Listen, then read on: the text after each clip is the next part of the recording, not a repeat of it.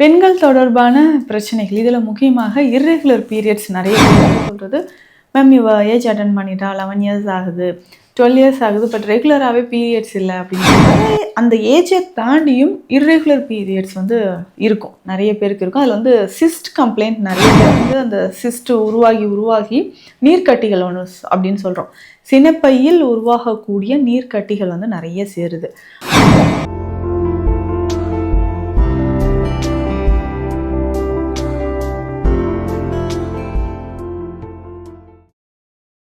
வரம் நேயர்களுக்கு வணக்கம். Doctor Nithya, Siddha physician. பெண்கள் தொடர்பான பிரச்சனைகள் இதில் முக்கியமாக இர்ரெகுலர் பீரியட்ஸ் நிறைய பேருக்கு இருக்கும். பெண்கள் வந்து பருவம் அடைந்த அந்த பியூபர்ட்டி அட்டன் பண்ணதுலேருந்து 17-18 வயது வரைக்கும் நமக்கு வந்து ரெகுலராக இல்லைன்னு நம்ம ஃபீல் பண்ண வேண்டாம். நிறைய பேரண்ட்ஸ் வந்து சொல்கிறது, மேம் இவ ஏஜ் அட்டன் பண்ணிட்டா 11 இயர்ஸ் ஆகுது, 12 இயர்ஸ் ஆகுது, பட் ரெகுலராகவே பீரியட்ஸ் இல்லை அப்படின்னு கேட்பீங்க. ஸோ அந்த மாதிரி இருக்கும்போது பெண் குழந்தைகளுக்கு அந்த ஏஜில் பீரியட்ஸ் ரெகுலராக இருக்கிறது வந்து ரொம்ப அனிமிக் ஆகிடுவாங்க. அந்த மாதிரி வேண்டாம்.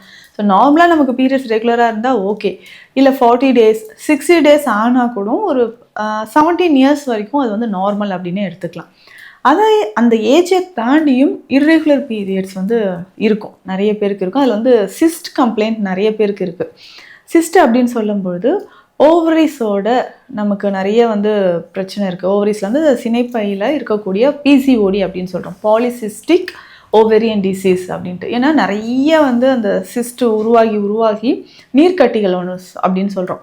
சினைப்பையில் உருவாகக்கூடிய நீர்க்கட்டிகள் வந்து நிறைய சேருது. அந்த நீர்க்கட்டிகளாலையும் நமக்கு வந்து பீரியட்ஸ் தடைப்படுறதை நம்ம பார்க்குறோம். ஸோ இர்ரெகுலர் பீரியட்ஸ் நிறைய பேருக்கு இருக்கும். அதே மாதிரி சிஸ்ட்டு நிறைய பேருக்கு நம்ம கேள்விப்பட்டிருப்போம். நம்ம உடலில் இருக்கக்கூடிய ஹார்மோன்ஸ் இம்பேலன்ஸ் ஆகும்பொழுது ஈஸ்ட்ரோஜன் ஹார்மோனோ ப்ரொஜெஸ்ட்ரான் ஹார்மோன் பெண்களுக்கு மாறுபாடு ஏற்படும் பொழுது தான் உடலில் பீரியட்ஸ் வந்து மாறி வர்றது, இல்லை ஆப்சன்ஸ் ஆஃப் மென்சுரேஷன் நிறைய பேருக்கு இருக்கும். இதற்கு பேசிக்காக நம்ம என்ன பண்ணலாம், இல்லை எந்த மாதிரியான ஒரு அவேர்னஸ் வந்து தேவை, இதை பற்றி நிறைய பேருக்கு ஒரு அவேர்னஸ் இல்லை. 6 மந்த்ஸாக பீரியட்ஸ் வரலனாலும் நம்ம அப்படியே கேர்லெஸ்ஸாக இருந்துடுறோம்.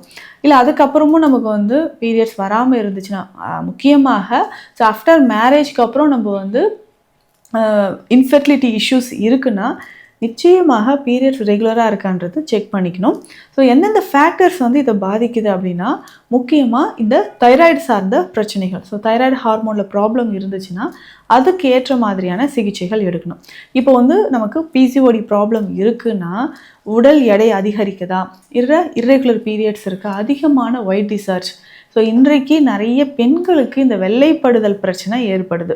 இந்த வெள்ளைப்படுதல் பிரச்சனை இருக்கும் பொழுது என்ன ஆகுதுன்னா, அடுத்தடுத்து உடல் எடை குறையிறதோ, அதிகமான உடல் பருமன் ஆகிறதோ ஒரு சிலருக்கு ஏற்படலாம்.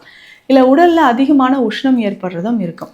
ஒயிட் டிசார்ஜ் இருந்துச்சுன்னா கண்டிப்பாக அதுக்கான உடனடியான ஒரு சிகிச்சைகள் வந்து மேற்கொள்ளணும். இப்போது இர்ரெகுலர் பீரியட்ஸ் இருக்குது, பிசிஓடி ப்ராப்ளம் இருக்குது, இல்லை ஃபைப்ராய்டு யூட்ரஸ், எண்டோமெட்ரியோசிஸ், இல்லை நிறைய பேருக்கு நம்போதியன் சிஸ்ட் வந்து இருக்கும். இந்த மாதிரி கண்டிஷனில் சித்த மருந்துகள் எப்படி எடுக்கலாம், என்ன உணவு முறைகளை நம்ம ஃபாலோ பண்ணணுன்றதை நம்ம தெரிஞ்சுக்கணும். அப்போ சித்த மருந்துகள் அப்படின்னு சொல்லும்பொழுது இதில் பேசிக்காக நம்ம ஃபாலோ பண்ணுற ஒரு முக்கியமான மெடிசனை பற்றி தான் இப்போ சொல்கிறோம். ஏன்னா பல வருஷமாக இந்த ஸ்பெஷல் மெடிசனை நம்ம கிளினிக்கில் கொடுத்துட்ருக்குறோம். நம்ம கழற்சிக்காய் அப்படின்றத பற்றி நீங்கள் கேள்விப்பட்டிருப்பீங்க. இந்த கழற்சிக்காய் அப்படின்னு சொல்கிறது உடலில் இருக்கக்கூடிய எந்த வகையான கட்டிகளையும் அது வந்து கரைக்கக்கூடிய ஆற்றல் இதுக்கு இருக்குது. எந்த வகையான கட்டிகள் அப்படின்னா, தைராய்டு கிளாண்டில் ஸ்வெல்லிங் இருந்தாலோ, அதில் டியூமர் இருந்தாலோ, யூட்ரஸில் வந்து இருக்கக்கூடிய ஃபைப்ராய்டோ, இல்லை ஓவரிஸில் இருக்கக்கூடிய பாலிசிஸ்டிக் ஓவரி கண்டிஷன்லேயோ, இல்லை நம்ம உடலில் இருக்கக்கூடிய கட்டிகள் லைப்போமா மாதிரியான கொழுப்பு கட்டிகளோ, இல்லை கேன்சர் கட்டிகளோ, எல்லா வகையான கட்டிகளையும் கரைக்கக்கூடிய ஒரு முக்கியமான ஒரு மூலிகை தான் கழற்சிக்காய் அப்படின்னு சொல்கிறோம். இது மேலே வந்து தோல் ரொம்ப ஹார்டாக இருக்கும், கிரே கலரில் ஹார்டாக இருக்கும். அது உடச்சி எடுக்கும்பொழுது உள்ளே இருக்கக்கூடிய விதைகளை தான் நம்ம மருந்தாக பயன்படுத்துகிறோம். இதை எப்படி நம்ம வந்து இர்ரெகுலர் பீரியட்ஸ் இருக்கிறவங்களுக்கு, இல்லை பிசிஓடி ப்ராப்ளம் இருக்கிறவங்களுக்கு நம்ம பயன்படுத்துகிறோம்னா, இதில் நிறைய வகைகள் இருக்குது. இந்த சூரணமாக பயன்படுத்தலாம், இல்லை மெழுகு மாதிரி இதை பயன்படுத்தலாம். சரி, இந்த சூரணம், கழற்சி சூரணம் அப்படின்னு சொல்கிற மெடிசனை நம்ம கிளினிக்கில் எப்படி ரெடி பண்ணுவோன்னா, நார்மலாக ஒரு மெடிசன் எடுத்து அதை ரெடி பண்ணுறதுக்கு முன்னாடி ஒவ்வொரு மூலிகையும் பியூரிஃபிகேஷன்றது ரொம்ப ரொம்ப இம்பார்ட்டண்ட். அதாவது சுத்தி முறைகள் சொல்லுவோம். ஸோ ஒவ்வொரு மூலிகையும் அந்த முறைப்படி நம்ம சுத்தி செய்து அதை பயன்படுத்தும் பொழுது அதனுடைய ஆற்றல் வந்து ரொம்ப அதிகமாக இருக்கும். அந்த மாதிரி தான் இந்த கழற்சி உள்ளே இருக்கக்கூடிய அந்த கழற்சி விதைகளை மட்டும் எடுத்து பாலில் வேக வைக்க போகிறோம். ஸோ கழற்சி விதைகளை பால் விட்டு நல்லா வேக வைத்து எடுத்துக்க போகிறோம். ஸோ எப்படின்னா, அந்த கழற்சிக்காய் மூழ்கிற அளவுக்கு பால் விட்டு, பசும்பால் விட்டு நல்லா வேக வைத்து அந்த விதைகளை எடுத்து திரும்பவும் வெயிலில் உலர்த்தி எடுத்துட்டு இதனோட சில மூலிகைகள் சேர்த்து செய்யக்கூடியது தான் கழற்சி சூரணம். இந்த கழற்சி சூரணம் தினமும் காலையில் எம்டி ஸ்டொமக்கில் குடிக்கணும். எம்டி ஸ்டொமக்கில் எந்திரிச்ச உடனேயே 1/2 கிளாஸ் பாலில் இது வந்து ஒரு 1/2 ஸ்பூன், ஒரு 4 கிராம் அளவுக்கு எடுத்து பாலில் போட்டு கலந்து குடிக்கணும்.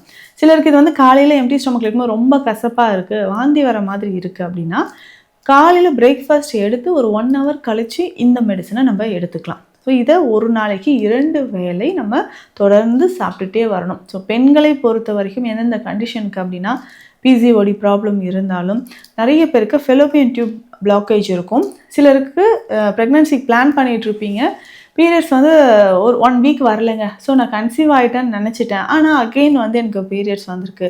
ஸோ இந்த மாதிரி நிறைய கம்ப்ளைண்ட்ஸ் வந்து இருக்கும். அது எல்லாத்துக்குமே முக்கியமாக யுட்ரஸில் இருக்கக்கூடிய அந்த கழிவுகளை வெளியேற்றுவதற்கும் இந்த கழற்சி சூரணம் பயன்படுது. அடுத்ததாக இந்த கழற்சி விதைகள்லேருந்து செய்யக்கூடிய தைல வகை, இது வந்து நம்ம கழற்சி தைலம் அப்படின்னு சொல்கிறோம். கழற்சி தைலமும் நமக்கு ஒரு மிக சிறந்த ஒரு மருந்தாக பயன்படுது. கழற்சி தைலம் யாரெல்லாம் எதற்கு பயன்படுத்தலாம்னா, பெண்களுக்கு இந்த கர்ப்பப்பை தொடர்பான பிரச்சனைகள் இருந்தால் இதை பயன்படுத்தலாம். அதே மாதிரி ஆண்களுக்கு ஏற்படக்கூடிய ஹைட்ரோசில் அப்படின்னு சொல்கிறோம், விரை வீக்கம் சொல்கிறோம், இல்லை டெஸ்டிஸில் ஏதாவது ப்ராப்ளம் இருந்துச்சுனாலோ, இல்லை வெரிகோசில் ப்ராப்ளம் இருக்கும், ஸ்க்ரோட்டம் மேலே என்லார்ஜ்மெண்ட் இருந்து அந்த என்லார்ஜ்மெண்ட்டும் இருக்கும்போது வெயின்ஸ் எல்லாம் கொஞ்சம் பல்ஜ் ஆகிருக்கும், அந்த மாதிரி கண்டிஷனுக்கும் கழற்சி சூரணம் பயன்படுத்தலாம். கழற்சி தைலம் இதையும் நம்ம பயன்படுத்தலாம். ஸோ இந்த கழற்சி சூரணம், கழற்சி தைலம் ரெண்டுமே நம்ம வந்து ஸ்பெஷலாக நம்ம கிளினிக்கில் கொடுக்குறோம். இந்த மாதிரி ஆண்களுக்கு ஹைட்ரோசில் மாதிரியான பிரச்சனைகளோ, பெண்களுக்கு பல மாதங்களாக பீரியட்ஸ் வராமல் இருக்குன்ற மாதிரி பிரச்சனைகளுக்கும் மிக சிறந்த ஒரு தீர்வாக நம்ம கழற்சி சூரணம், கழற்சி தைலத்தை கொடுக்குறோம். இதை சாப்பிடும்போது எந்த மாதிரியான உணவு முறைகள் ஃபாலோ பண்ணணும்? தினமும் காலையில் நீராகாரம் குடித்தா ரொம்ப ரொம்ப நல்லது. பொதுவாகவே சில மருந்துகளை நீராகாரத்தில் கலந்து தான் நம்ம சித்த மருத்துவத்தில் கொடுப்போம். அப்படி பார்க்கும்பொழுது மலைவேம்பாதி தைலம்ன்ற ஒரு மெடிசன், அதுவுமே பெண்களுக்கான ஒரு ஸ்பெஷல் மெடிசன் தான். இந்த மலைவேம்பாதி தைலமும் நம்ம இந்த மாதிரி யூட்ரஸ் ரிலேட்டடாக கைனகாலஜிக்கல் இஷ்யூ இருக்கும்பொழுது நம்ம பயன்படுத்தலாம். இந்த மலைவேம்பாதி தைலம் நீராகாரத்தில் எடுத்து ஒரு 10லிருந்து 15 சொட்டுக்கள் விட்டு காலையில் பெண்கள் குடிச்சிட்டே வரணும். இது வந்து நீண்ட நாட்களாக குழந்தை பேர் இல்லாமல் இருந்தாலோ, உடலில் நம்ம சாப்பிடக்கூடிய உணவு வந்து அப்சார்ப்ஷன் நடக்காமல் இருந்தாலோ, அது எல்லாத்துக்குமே ஒரு நிரந்தர தீர்வாக மலைவேம்பாதி தைலம் நமக்கு இருக்குது. ஸோ இதை வந்து பெண்கள் தொடர்பான பிரச்சனைகள் இருக்கிறவங்க இந்த மெடிசின்ஸை வந்து நிச்சயமாக நீங்கள் ஃபாலோ பண்ணலாம். இதனோட உணவு முறையை பொறுத்த வரைக்கும் அதிகமான உப்பு, புளிப்பு, ரொம்ப ட்ரையாக இருக்கக்கூடிய ஃபுட்ஸ் வந்து சாப்பிட்றத அவாய்ட் பண்ணிக்கோங்க. கருப்பட்டி, வெல்லம், நாட்டு சர்க்கரை, தேன், இந்த மாதிரியான ஸ்வீட்னர்ஸ் வந்து பயன்படுத்தலாம்.